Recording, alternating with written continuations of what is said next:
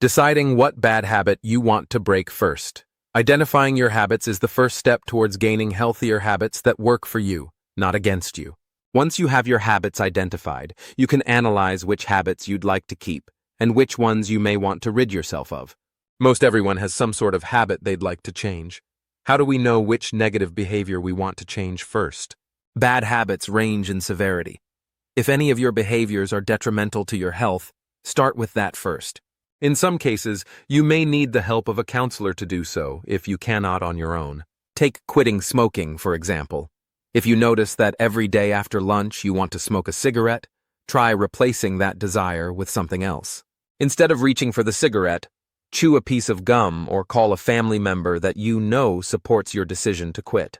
Even if you cut down on a few a day, you are closer to your goal. Next, you should choose to break habits that hold you back from happiness.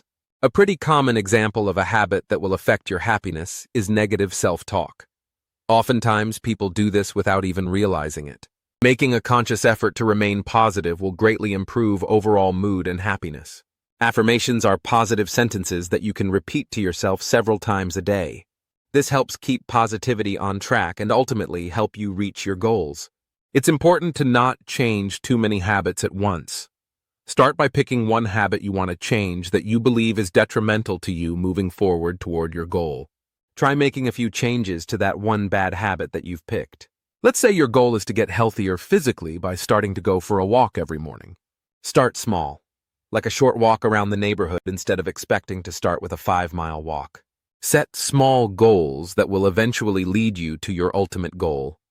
Finally, don't be too hard on yourself. Everyone has habits they would like to change. The first step is to acknowledge the habits you want to change. Then, you will be able to move forward achieving your goals.